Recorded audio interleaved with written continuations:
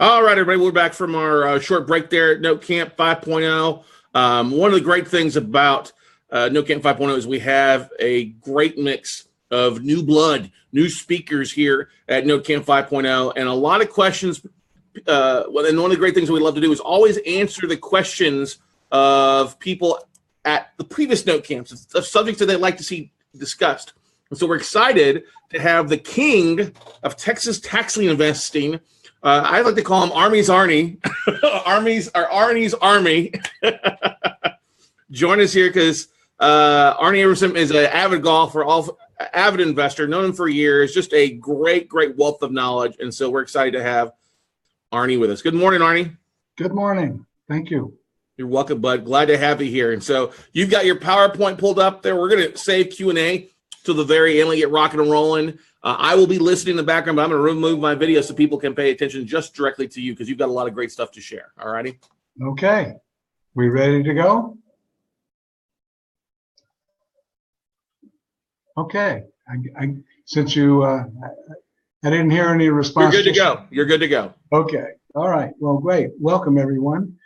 I want to talk about Texas tax sales made easier, and I want you to know all about Texas tax sales. Then we'll talk about how to make it easier. Okay, let's start off with this. You're now going to get it from the horse's mouth. Now, I know people have said that in the past, but I want to prove it to you because that's where I got it. And here's my proof. Now, take a look at this. Look how long ago that was. I've been doing this for over 100 years. Look at that. Covered wagons almost. Okay. The reality is this, though. I started buying Texas tax sales in 1992. I'm just going to tell you this so you won't think I started it last week. I was the first president of Tex Rio. That was a statewide organization that formed several years ago to fight some of the legislation coming out of Austin about our real estate industry. We were unsuccessful, as you can tell. I co-founded the REI Expo that we sold and now called Think Realty. And I founded this company, the Texas Tax Sale Resource Group. And I am a national speaker on Texas tax sales. I used to say, yeah, I'll go over to Shreveport because that makes me out of state. But I am going to California later this month and in June again. So it's getting there around. I was actually quoted in U.S. News and World Report. And a funny story about that, briefly.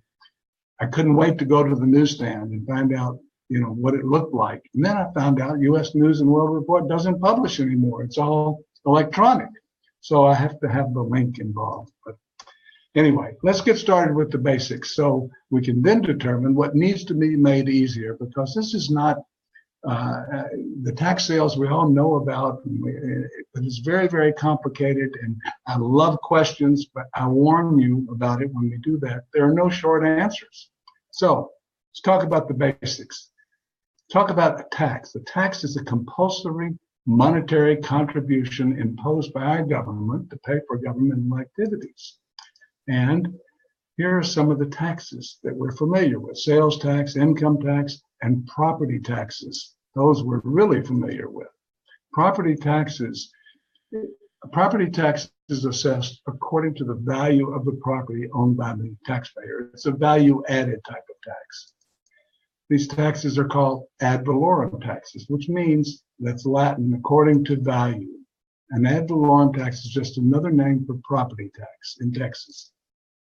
It's paid by the owners of real estate, and it's paid to the taxing entities, or taxing units, as they're sometimes called. Now, what are they?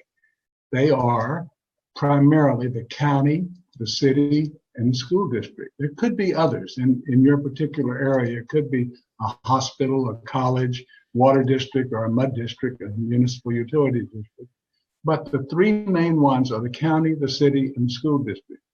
And those are the taxing entities that actually bring forth the tax sales. And when they are the plaintiff, they're doing the suing for the property.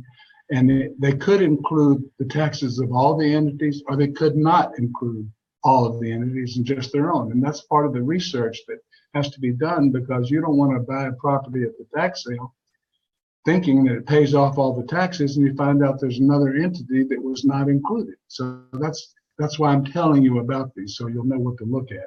And we'll talk about that a little bit more in a little while. Now, why are there property taxes anyway? Well, it's the main source of income for local governments, such as fire and police, schools, libraries, street maintenance, parks, water, utility systems. Now, these are essential. I mean, we don't want to not have police and fire and libraries and schools. And the problem is that there are millions and millions of dollars in unpaid taxes. So if they have the shortage of revenue, these taxing entities, they have to cover the loss, and they have two choices. Number one choice is to raise taxes. That's certainly not the one we want. So their alternative is sell the properties to get the money, and that's how the tax sales come about. So you might say it's our civic duty to buy the properties at the tax sale so we don't have to raise taxes. So I want you all out there on the first Tuesday of next month buying property taxes, buying properties. Now, the goal of the delinquent tax sale process is to collect these delinquent property taxes and to put reliable taxpayers on the rolls. That's us, investors. And that allows us as investors to purchase the tax sale properties below market value. Now, let's talk about that whole process of the tax sale process so you can understand where it comes from and how it works. First of all, let's say we have an owner that does not pay his property taxes. Well, there are attempts made to collect. The attempts are usually done by a law firm representing the taxing entities, but it could be the appraisal district itself. But they're going to send out notices and say you have to pay your taxes and over, and they have to keep dunning people. And eventually, penalties will start to accrue. And so that what they owe gets to be bigger and bigger and bigger. And finally, they'll get a warning that they are going to file a lawsuit if they don't pay their taxes. Well, they don't pay the taxes, and a lawsuit is filed. So what happens next? A judgment is rendered. Now, that's important to know. It's a judicial action. That's different from a mortgage company that forecloses, because they can do it as soon as you're late on your payment. But you can't foreclose for taxes until you get this judicial action, until you get a judge that will render that. And that's why the trustee sales can be sooner than a tax sale. You know, that's one of the reasons people ask me all the time is, what's the difference between those two? Well, that's the primary difference. But they also ask why, at the tax sale, do the properties have mortgages on them? Generally, they do not, because if the property does have a mortgage, the mortgage company can foreclose a lot sooner than they can for taxes, because, as we say, they've got to go get a judge to render a decision. Now, once these taxes are delinquent, when that judgment has been rendered, a sale date is scheduled. Now, once they schedule that sale date, now there's a notification that must happen. All parties with an interest in the property must be notified and given an opportunity to pay. If they're not properly notified, they have the right to contest the sale. And if they prevail, they can undo the sale. That right is for 2 years. Now, it's rarely attempted, but the title companies seem to hang their hat on this possibility that they could do that, and it's difficult to get a title policy for that 2-year period. And some of them want 4 to 5 years. Now, understand that there are safeguards built into this so that someone can't frivolously call and say, oh, I wasn't notified, because the response would be, okay, bring your money down to the appraisal district that you would have paid had you been notified. And then they usually get a hang up if it's a frivolous claim. So it's rarely done. In 25 years of doing this, I've only had one attempt of someone to call me and say, my client wasn't notified. It turned out not only was his client notified, he was the one who responded. So he was being a lawyer. Okay, what is a tax sale exactly? When a property owner does not pay his property taxes, his rights are held by the that are held by the taxing entities. Remember, the county, the city, and the school district can be sold at the tax foreclosure auction. Now, excuse me, these rights could be the right to the debt owed by the taxpayer. And that's called a tax lien. Or it could be the right to own and possess the property, and that's a tax deed. And those two things are different. Tax liens are sort of like owning a bond, and the tax deeds are sort of like owning a stock. I say that because if you buy a tax lien, what you're going to get is the interest on what is owed unless they don't pay it, and then you have to foreclose. A tax deed, you get the ownership of the property. Now, every state is different. Their rules are different, their laws are different, their methods are different, the number of sales they have every year is different, and how they are sold are different. Some of these states are what we call tax lien states. They only have liens for sale at the tax auctions. Some of them are tax deed states. And then there are some that are combinations or offshoots. Now, Texas is a redeemable tax deed state.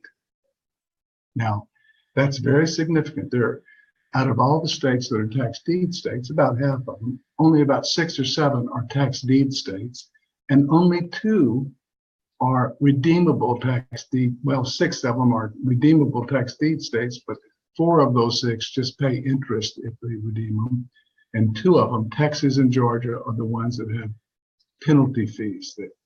And we'll get to that shortly. In Texas, bidding starts with the amount owed for taxes. That's the tax lien amount. So that if anyone buys that at the minimum bid, then it catches up those back taxes. Full ownership and rights of possession are sold to the highest bidder, including the right to own and possess the property. And that's Texas. Now, let's talk about the auctions themselves in Texas. The auctions are held every month on the first Tuesday of the month. If they're going to have a sale, it's going to be on the first Tuesday of the month. It used to be, well, this last July 4th was the first Tuesday, so there was no sale. And a couple of years ago, January 1st, there was no sale that month because it was the national holiday. But our legislature this year passed a law that says January 1st or 4th of July, if those fall on the first Tuesday, they have the right to go to the next day. We'll see if they do. They finally passed that law. Some of the larger companies have sales every month, but some of them don't. The 5 big cities in Texas, their counties, Dallas, Fort Worth, Austin, Houston, San Antonio, will have a sale every month. But some of the secondary cities like Abilene, those counties, are every 3 months they have a sale. Or in Waco, it's every other month. So it varies. But in any given month, there'll be 50 to 80 counties that have a sale. Some of the counties require prior registration and proof that you don't owe taxes, but some of the smaller ones do not have them, but some are starting to adopt those. That was a relatively recent law that came about, that they don't want to sell anybody property in a county that they owe taxes to. Some of the counties require that you register and get this clearance 5 days before the sale, and one of them 10 days before the sale. So every county is different in a lot of different ways. It is an oral auction, and the payment is required the same day, and in some counties immediately. Most notable, Dallas and Houston areas, that's Harris County and Dallas County, they kind of stop the auction until you pay. But most of the other counties, all of them that I've run into, will give you an hour or 2 hours or 3 hours to go to the bank and get a cashier's check and bring it back. Cashier's checks are always acceptable, and every county has their own rules about their form of payment. Some of them will accept personal checks if you bring them a cashier's check the next day. Some will take money orders, some will not. Some will take cash, some will not. They will all take cashier checks, though. Usually, there are post-judgment taxes that you have to pay in addition to what you buy the property at. And that's because, remember, they had that judgment that had to happen before they go on the tax sale. Well, that judgment was only through the previous year's tax year. So from that point on, remember, they had to go identify everybody, to notify everyone that had an interest in that property. Sometimes that could take years if they have to look for heirs. So all that time since that judgment was rendered, there are taxes accruing. And whoever buys it at the tax sale inherits those taxes. So that's part of the research that must be done before you make a bid, because you want to know, in addition to whatever you bid and buy that property for, you're also going to have to pay some post-judgment taxes. If no one bids on the property at the sale, it's struck off. That's also called a resale, over-the-counter, in trust, various different names in different counties. Usually, that means that you can go in after the sale and buy it for the minimum bid that was offered. But every county handles this differently. For example, in Taylor County, that's Abilene, they only have a sale every 3 months. And they say, if no one bids on a property, we will not sell it to you between now and the next 3 month sale, the sale in 3 months. What we'll do is we'll have another auction after our regular auction 3 months from now, and we will lower the price. And we keep doing that every 90 days until the property is gone and someone buys it. So that's a good way to handle it. Unfortunately, most of the counties do not handle it that way. Here's a quick example of a typical tax sale using easy to use numbers. Let's suppose that we have a $100,000 value on a property. We've researched the taxable value at the county appraisal district. Now, that's not necessarily the market value. That's the value that it is assessed at for taxes. And at some point, it was deemed to be the market value. And let's suppose they owe $8,000 in delinquent taxes. That's past due taxes and everything else, and now they're facing foreclosure. Well, the opening bid at the auction would be that $8,000, so that if anyone buys it at the opening bid, it will pay off that $8,000 delinquency. Let's suppose then that we bought that property for $50,000, 50% of the appraisal district value, and it's sold to the highest bidder. Do you think that would be a good deal? Probably. What if you paid $75,000? Would that still be a good deal? Well, we're not sure. What determines a good deal? Cash flow. Cash flow is what determines a good deal on a tax sale. Remember, most of the title companies require at least 2 years after the sale to get title insurance. So during that period of time, most buyers and lenders are going to require title insurance. So that means that you may have to hold it for 2 years. If you have to hold it for 2 years, you want to make sure you don't have to pay taxes and insurance and any outgoes. You want net money coming in. So you'll want to rent it and rent it to cover all those expenses, and also hopefully to give you a pretty good cash flow on it. So that's why we look at cash flow. Now, are rents good or bad? I mean, we know the prices in Texas have gone up crazy. What about rents? Well, it's interesting. Single family rentals have gone up 30% in the last 3 years. Today, single family rental homes and townhomes make up 35% of the country's 44 million rental units, compared to 31% 12 years ago. Who are these renters? Well, the millennials are leading the way to single family rentals. And the Americans over 55 have also grown more interested in renting. In fact, the number of renters aged over 55 has grown 28% in a 6-year period. That's really significant. In some cities, more than 2/3 of the new single-family rentals are over 65. And one of those cities, by the way, is Houston. And it's not just in the big cities in Texas. In fact, the small town growth may turn out to be more phenomenal than the big cities. And that's a quote right from the Real Estate Center online news at Texas A&M. And we're finding that to be true. So what's so special about Texas anyway? Well, fundamentals, the real estate fundamentals are so good here. We have a booming economy. There's no state income tax. That's very important to investors coming from California. We have plenty of land. You know, in California, if you want to build properties, you've got to flatten the mountain. In Texas, you go up the road. There's some more. We have a high population growth. Last time I looked, we had 1,200 new people coming in every day. And those are the ones we know about. Incredible employment numbers. From 2014 to 2016, Texas created more non-governmental jobs than the rest of the country put together. That's incredible. The cost of living, the quality of life is great here if you stay off the freeways, of course. But reality, compared to the rest of the country, we've got a really good way of life. All of this, plus we have the best structure for tax sales of all the states.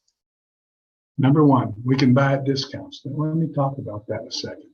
We all know that the real estate market the last few years has been so that it's difficult to buy at discounts compared to what we did before. And that's true. But we still have discounts and we can buy with, and Texas has so many properties and they're so big, you just have to find them. They're a little tougher to find than it used to be. After all, we're in the 10th year of a 7-year cycle, right? We have monthly tax sales. Not all states do. Some states have one tax sale a year. We have them every month. And we have 254 counties, more than any other state. Any county can have the sale in a given month. Now, the reality is we'll probably never have a month with 254 sales. But in any given month, we'll have between 50 and 80 counties having a sale. Tax lien priority. You know what that means? It means that if you buy a property at the tax sale, it wipes out all non-governmental liens, including mortgages. That's the priority. Immediate possession. That's important. Remember I said earlier that Texas and Georgia have the two types of tax liens tax deeds that we all deal with. But Georgia's is a little different. When you buy a property in Georgia, you get your ownership right away. You get title, but you don't officially get the ownership for 1 year, meaning you cannot go to the house, you cannot collect rent, you cannot make improvements for that 1 year. In Texas, it's immediate. Now, you can't physically take possession and move someone out in Texas for 20 days after the sale, but you have immediate possession and ownership. You get immediate rent entitlement also. The day you buy at the sale, you're entitled to the rent for that month. And we have 5 major metropolitan areas that are going to have a sale every month. Now, it's not just those 5 either, because in Houston, in Harris County, for example, there are 8 different precincts, and each precinct has their own sale at the same time, at the same place. It's like 8 different counties. In Dallas County, you've got Tarrant right next to it, you've got Collin, you've got Johnson, you've got Ellis, you've got all these surrounding counties also. And the same thing is true San Antonio and Austin. So we have a lot of opportunities. We also have the highest redemption pay. And let me talk about redemption. That's the most misunderstood thing about tax sales in Texas. Number one, you have to understand if someone loses their house at the tax sale, it's sold to someone else, the old owner and anyone who has an interest, an equitable interest in that property, including mortgage companies, have the right to redeem it or buy it back. If they do, they must pay you what you paid for it plus 25% if it's in the first year, 50% if it's in the second year. And that is not prorated. That means if you buy it today and they redeem it 2 weeks from now, they have to pay you the full 25%. Or if it's 1 year and 1 day, the full 50%. Now, how long do they have that right? They have it for 180 days, unless it is a homestead, or they have an agricultural exemption, or it's just a mineral right by itself. Then it's 2 years. And the homestead thing is not just whether or not they have a homestead exemption. They have to verify that they were living in that property when the suit was filed as their primary residence in order to have the 2 years. So that 25% is the highest in the country. Georgia's is 20%, but they already have a problem of not being able to access the property for a year. So it's really exciting. Now, let's say we buy a property at the tax sale and we base it on rent. That means, we have a cash flow. Worst case scenario, we have a good cash flow. But if they should redeem it, oh, that's too bad. I only got a 25 or 50% return. In how many months? I mean, that's a home run or a touchdown. Why doesn't everybody do it if it's so great? Because it's a lot of work. That's why we have this service, the tax sale service, to provide services to investors to help them in buying properties at the tax sale. We've been doing this, I've been doing it since '92, before most of you were born, probably. So let us do the heavy lifting. Here's some examples of how we can make it easier for you. We have a product we call the Dynamic County Spreadsheet. It's dynamic because once we give you the link to this, it's updated every day because it changes every day. We have new counties that come on and you have the link to it and we'll record those changes. It shows you, for example, the counties that are having a sale in the next month. This is just an example. This is not for next month. It shows you the county seat. That's where the sale is and whether it's going to be, the auction will be online or if you have to attend, and what time the sale is. In Waco, for example, it's at 2 o'clock. And then how many properties do they have for sale this next month? That's good information. Now, that allows you to say, oh, I'm interested in this county or that county, or the county I'm interested in is not having a sale this month. Then you can go to our county property list. Oh, I want this county. Let's say it's Tarrant County. Then here's the list of all the properties that are for sale that month, and the minimum bid, and what's called the adjudged value. The adjudged value is what the appraisal district taxed them on. That is when that suit was filed. Not necessarily this year, but when the suit was filed. For example, the last one here, $6,743 they owe in taxes, and when that was assessed, the property had a value of about $70,000. Now, this will allow you to look and see if you've got a narrow gap between the minimum bid and the value. You probably don't want to look at that property because you want to be able to buy it as close to the minimum bid as possible, and certainly as far away from the value as possible. So if they're too close, you may not want to look at it, but you may find some that look good, and then you'll want more data. And you can do that on your own, or you can order our property data sheet, and it gives you some interesting information. First of all, it gives you exactly what we had just now: the street address, the minimum bid, the adjudged value, but we also give you the current value so you can see if it's moved up or down, and the highest value in the last few years, the cause number, that's the case number, because in some counties, at the auction, they don't call out the address, they call out what the case number is. And then the judgment date, that tells you, look at that first one, 2011. That could mean that that minimum bid is only through 2010.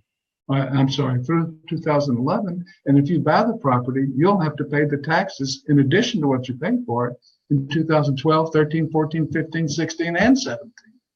Now, it may not mean that, but that's part of the research you've got to do. Also, the square footage. That's important to know. And does it have a homestead exemption or not? And what type of property? Is it residential? Is it commercial? How many bedrooms? How many baths? Garage? What the current taxes are, which helps you in figuring what the cash flow is. And then how much land is involved. So this is all information that we have already gathered and have available for you as investors. And then we've got to see what the property looks like. We can rely on Google if you want, but sometimes it's the house around the corner or it's 3 years old. So we have a current picture that we want to see on the house. And we want to make sure, look at the house number. This is Texas. Not all of them have a house number. You might have 1410 on the left and 1414 on the right. Doesn't necessarily mean the one in the middle is 1412. So it's important that not only when we send people out to take pictures, let's make sure it's got the proper house number, but let's also make sure we know what the neighborhood looks like. Is it up, coming up? How many foreclosures are there? We get a report on that. If possible, we'll talk to the neighbors. We'll find the neighborhood gossip who can tell us everything about the neighborhood and about that house. Mrs. Kravitz, I think. Okay, then we want a lien scan, because remember I said that when you buy it at the tax sale, it wipes out all non-governmental liens. So we have to find out if there are any governmental liens on there. Now, you can go to a title company. If they'll do it for you free because you give them a lot of business, great. If not, they may charge you a lot of money. Well, we do a scan. And here's what it looks like. Here's all we want to know.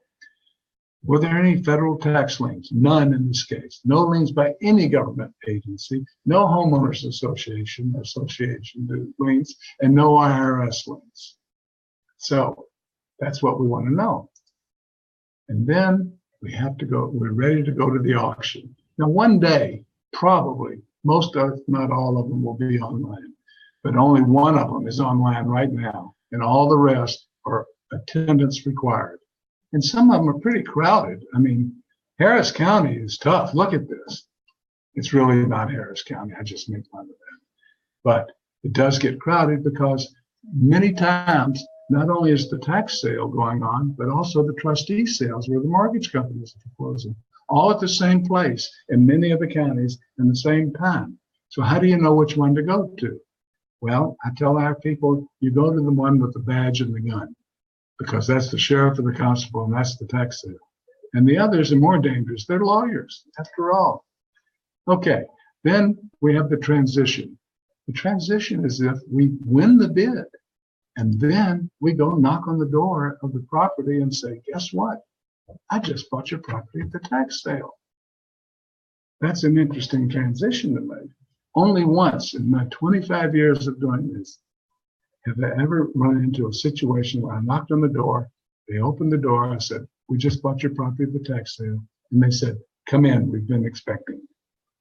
Most of the time, that's, my husband told me he made that payment. I don't understand. Anyway, there's a lot to do once you do that. We want to assess the people there. Do we want to keep them?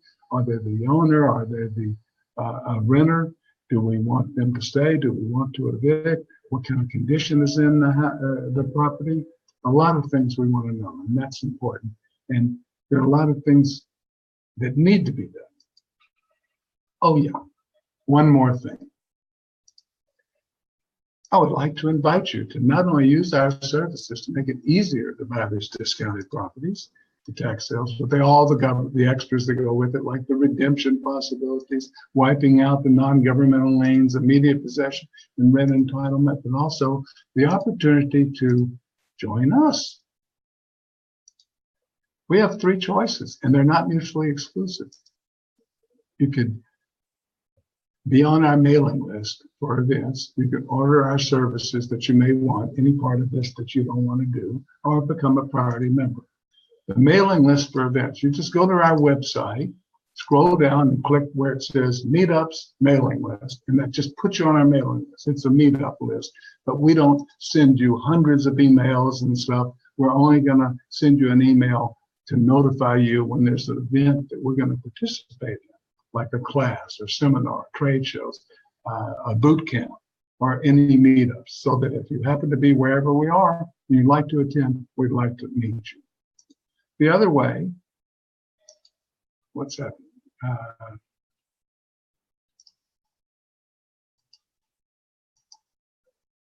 You can order any of our services. Again, go to our website, scroll down and click on tax sales services. That will run through all those services I just talked about, and it will give you the pricing involved. Or you can become a priority member. The priority members, just email me if you have any interest or if you want to know more about it. But they get the choice of all the deals we find. They have unlimited communication with me and our staff. No fees on many of those services that we talked about. On the ones that do have fees, there are big discounts on them. And no charge for any of our classes. And we have financing. Now remember that you can't get a title policy for 2 years, so it's difficult to get normal financing for tax sale properties. We have some. It's taken us a while, but we have some private lenders that will give some financing for our priority members only, and that's a big deal. And we have management opportunities. We're expanding, we're growing, we're looking for investors that want to help us out, and it's not a full-time position. It could be very lucrative for everybody. It's a one-time enrollment fee of $2,500. That's no annual fees. That's it, one time only, and that's it. So I'd like to thank you for your participation. And here's my phone number. It's my direct cell phone and email address, and I'm ready for your questions. All right. So Arnie, question for you. I have a question for you. With the market changing, and what Texas is basically doing tax sales one time a month, the first Tuesday of the month. Are you seeing the numbers drop as much as we've seen the foreclosures go away? Or are you still seeing quite a few deals depending on the county that's in? There are a lot of properties, but they're being bid up quite a bit. That's the real elephant in the room, is the competition. In fact, I had a whole section on that, but I didn't know how the time would be. But let me answer that. I told you there are no short answers. So that's fine. We're good. We got plenty of time. Our competition is really the big institutions that are coming in, the hedge funds, the private equity funds. The people now discovered their IRAs are great ways, the self-directed IRAs. And I got to tell you this, the money launderers. I mean, if you've got dirty money and you go to a bank, if it's over $10,000, they want to ask you, where'd you get it? And you have to prove it. But if you give $50,000 in cash to the sheriff, he doesn't ask you any questions when he hands you that deed, and you keep it 2 years and sell it, and it's clean as a whistle. Now that's a big problem in Texas, Florida, and California. I would not be surprised to see one day no cash accepted with the tax sales. That's already true in a couple of counties. So that the competition. Now, having said that, the competition, these big institutional educated investors, for the most part, they're going to the big cities because that's where everything is together, and there are more houses they want, there are more property. Back in the last crisis we had, they were securitizing all those properties they were bought. Now they're buying the properties, renting them up, and securitizing the rents. So it's kind of funny. So we're finding a lot of satisfaction and a lot more in the smaller counties because they're just not going there as much because It doesn't. The economies of scale. You know, they're in the big properties. A few years ago, before all this really started going crazy, we were averaging our company buying 25% of all the properties sold in Dallas County every month. Last year, I think we bought 2 properties in Dallas County. So we're doing them elsewhere. Long answer to the short question. My apologies, but no, they're there, but we just have more to choose from, and we are really hitting some of the smaller counties. But I think that makes a really good point. Is that you want to go where not everybody's at? You want to go in those sub-markets. Like, I give an example. We get a lot of people, oh, we want to buy notes in Dallas. I'm like, great. Good luck with that. Right. You know, good luck with that. The banks are taking them back, or the hedge funds are coming over bidding them. That stuff. There's a lot of other markets out there that we can dive into outside of Dallas, you know, the sub-markets. Well, let me give you an example. A couple of months ago, I took two of our new priority members to a smaller county outside of the Dallas area within an hour. And I was shocked when we got there. There were 50 people at this sale standing at the courthouse outside. Usually there are 10 or 12 people. And there were 4 properties we were interested in buying. Well, guess what? We bought 3 of them because we were the big guns there. Instead, there were no big institutions. There were other investors we were bidding against, but it wasn't the same. And by the way, they were pretty good deals. We bought all 3 of them in the 50s, and they had values in the 90s, and they're now rented for over $1,000 a month. That's a pretty good ROI there. Definitely pretty good ROI.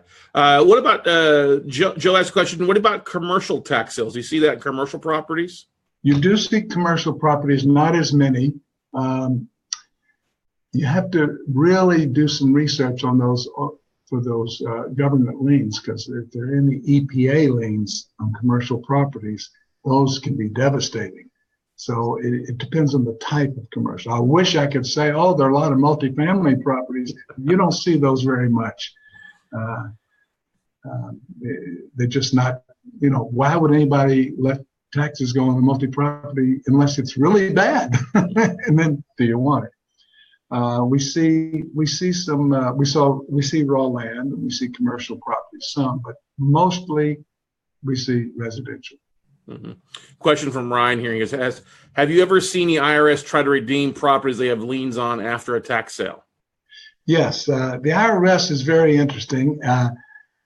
While I said we have a 6-month or 2-year redemption period, the IRS has its own redemption rules. They have 120 days to redeem a property, and they only have to pay you 6%, and it is prorated. But the IRS, number one, is really not interested in the property. They want cash, and they'll make deals. You can negotiate with them. And also, you want to look and see if that IRS lien on the property, is it in personam or in rem? You know, if it's against the person, it may not include the property. If it's in rem, it probably does. So there are a lot of factors with it. We have bought properties with the IRS lien and worked out deals. Now, last month or 2 months ago, there was one that was a $300,000 property and had an $800,000 lien with the IRS. We didn't think we wanted to mess with that. They want the cash. Sure, that makes sense. Cool. Stephen asked here, what about flood storm damaged houses? Do they sell at a discount? What about the waiting period if the house is not occupied? I'm sorry, about flood and what? Storm damaged homes. Storm. Do they ever sell at a discount?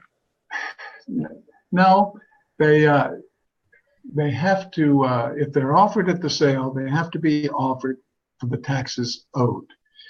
Now, if no one bids on them and they are struck off, that means they're struck off to the county, to the city, to whichever entity brought the suit. And in reality, what that means is that entity or all the taxing entities are buying the property for the taxes owed. Then that starts the clock on the 2-year period and the redemption period as well. But then the law says that they can't lower the price until the redemption period is over. but the fine print says, unless all the taxing entities agree.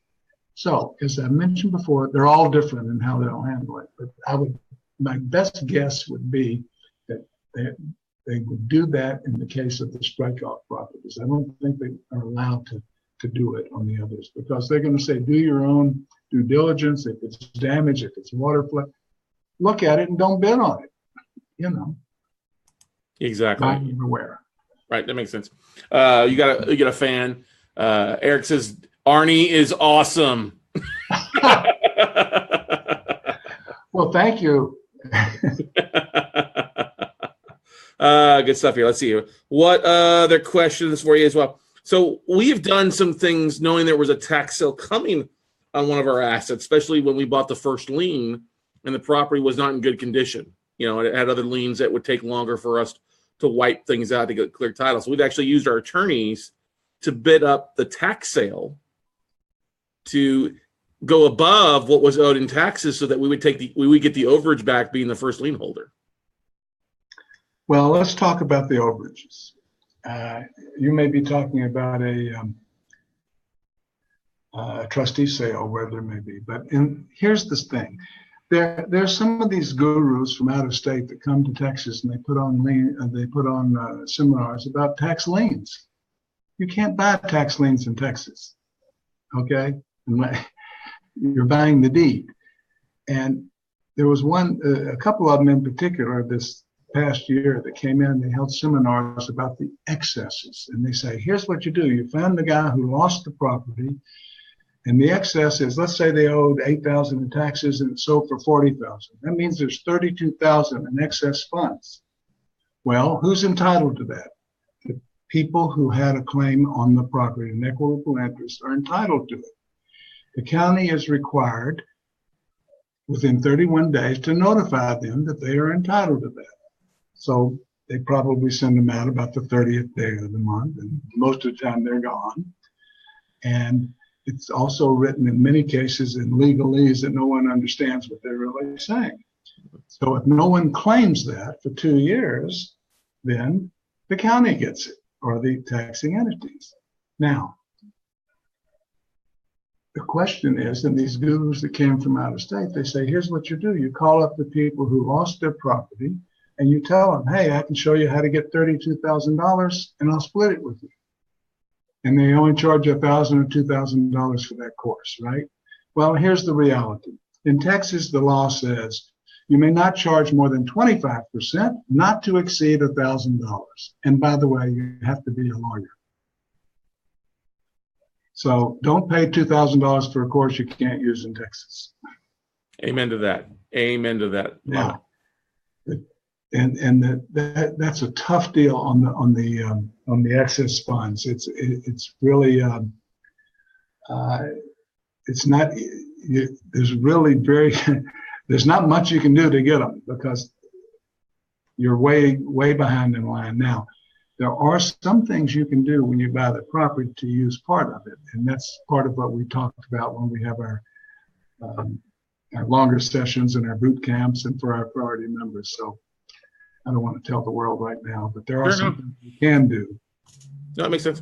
Clark asked a question: how many months will the county continue to hold a property for tax sale if it is not purchased? Will they do it over and over again every month to month, or they do it just once? No, they'll do it. They'll do it on and on, and some of them have been on there for years. They really have. I mean, some of the counties don't want to lower the prices. Denton County has a great system. They'll say, okay, at the end of their sale, they'll say, here, we have one property that we offered at $50,000 last month. Nobody bought it. Anybody want it today for $50,000? No. 45? No. 40? 35? 30? And they keep going down, and everybody at the sale knows what's going on. Nobody bids. It gets down to $500, and they start bidding. And they have no inventory because they get rid of it. All the counties ought to do that, but they don't. Everyone's different, and there are bureaucrats everywhere. Exactly.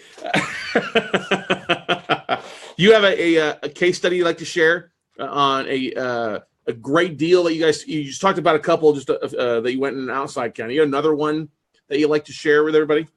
Well, sometimes I'm asked, what's the best deal you ever did? And the answer is the one I decided not to bid on. Yeah, there you go. It's too bad. There are some hurdles, by the way. I'll be happy to tell you a war story of a great deal, but let me rather do this. What are the problems involved? The problem is that you can't go inspect the inside of the property before you're buying it, and that's a tough deal. That's why we prefer to buy properties that are occupied rather than vacant. If it's vacant and I can go in or look in the windows or something, that's great. I can do that. But if it's occupied, they really discourage going and knocking on the door and saying, can I look at your property? You know, it's on the tax sale, because this is Texas. How many times that have to happen before they come to the door with a gun? You know, and if I tell people that go ahead and do that, go knock on the door, somebody gets hurt. If I told them that, I'm liable. So I'm telling you, don't do it. So that's why we talk to the neighbors sometimes. But we figured that if it's occupied, usually that means there's copper there. And maybe the electrical systems and everything else are working. Now, I say not all the time, because we actually bought a property once where a guy had a sleeping bag and was staying in there and nothing was there. But, you know, if people are living there, then that's a good sign. Best deal, one of my favorite war stories is there was a property just north of Commerce, Texas, a few years ago. And my wife and I drove up to look at it. It was 35 acres. It was a gorgeous house. And they fenced and they had cows, and you could see the bass jumping in the water. You know, it was just exciting. And it was a 5-bedroom, 4-bath. It was like 300 and something thousand. And I looked at my wife and I said, you know, if this goes to the sale and we buy it, we're moving. You know, because I live out in that way anyway and have that much acreage, but they only owe $12,000 in taxes. So we said, it's not going to go to sale. They're not going to get that up for a $300,000 house. But just in case, because it was still on there the day before, I sent her to the auction in Hunt County. Guess what? It was on the sale, and we bought it for our investors. I think we paid $90,000 for it. And about 2 weeks later, I got a call from a mortgage company. And they said, we'd like to redeem that property.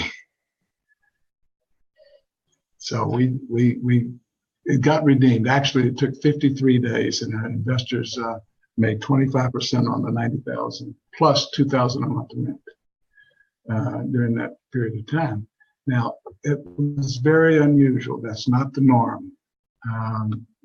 But it was a mortgage company that I better not name, but it's out of Florida, and they had a lot to do with HUD auctions once. But the right hand doesn't know what the left hand's doing, because 6 weeks after they paid us already, I got another call and they said, by the way, would you send us the deed? And it crossed my mind that with this company, I could have said, yeah, as soon as you send me the check, and it would have taken them 3 years to figure out they had already done it. I figured the jail time wasn't worth it, you know. But it did cross my mind that would be possible. There you go. Good stuff. Ryan asked a question here. He goes, how do you handle the possibility of redemption when you rent the properties? Do you just do month to month? Good question. Great question. We use a standard Trek lease, but in miscellaneous, we add in there a disclosure that says this property was bought at the tax sale. The old owners have the right to redeem it and buy it back and evict you. And you will not hold us responsible, nor will you sue us for breach of contract. Trek is Texas Real Estate Commission forms, everybody that aren't from Texas here. John says they thought they got wiped out since it's a non-government loan or non-government. You got to remember, this is probably somebody's homestead on that big one outside of Commerce. Yeah. Yes, it was a homestead.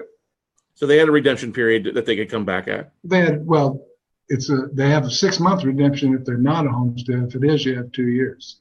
There you go. Yeah. But this was right away anyway. By the way, if they do redeem it and it has a mortgage, the mortgage gets reinstated. Mm-hmm. Totally does. Totally does.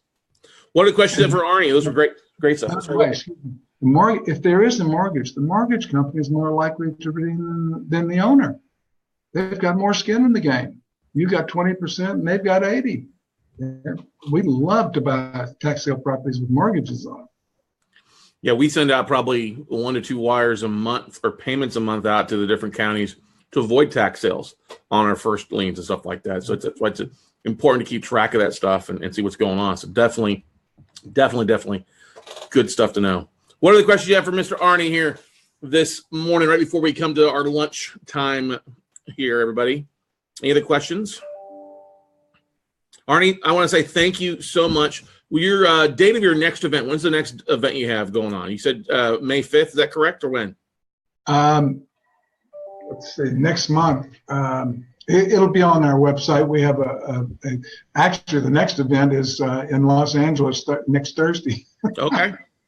I'm speaking at the real estate club there, the LAREIC, and then doing a boot camp on Saturday and Sunday, speaking at Newport Beach for Realty 411. Good stuff. Oh, so you'll be out there at Lloyd Siegel's group?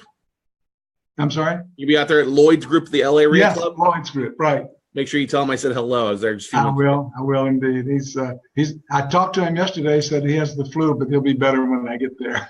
We got one more question. Ryan says, rather than negotiate with the IRS on their liens, can you just wait out the 120 days for their lien to drop off? It will. Oh, well, one other thing I forgot to mention about that most people don't know, if the IRS is notified of the sale 25 days before the sale, it extinguishes their lien, but they still have that 120-day redemption period. So after 120 days, it drops off. What was the question related to that? Would you negotiate with them or just wait till the 120 days? Oh, no, I negotiate right away.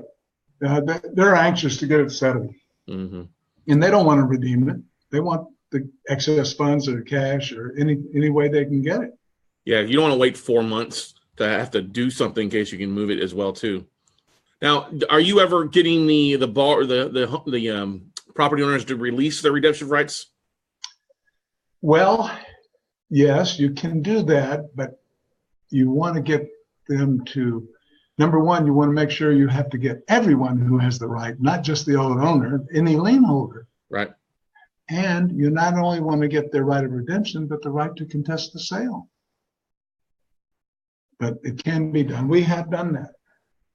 Good stuff. Good stuff. Once again, guys, website there is TexasTaxSales.com or TXTaxSales.com. TXTaxSales.com, right. TXTaxSales.com, or you can find Arnie and Arnie at TXTaxSales.com as well with his phone number there below. So, Arnie, once again, thank you for joining us on Note Camp 5.0, man. I know you're anxious to go watch round 2 of the Masters.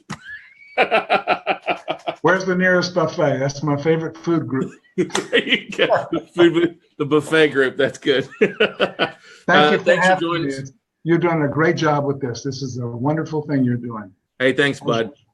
Appreciate it, definitely. We got some more stuff, more marketing going out for this. This is just an evolution. We keep adding to it every time we do it, and we think we hone it and get a little bit better each time. So glad to have you as a part of this time around, and we'll look forward to having you the next time we do it as well. How's that sound? I'm all in. All right. Sounds good.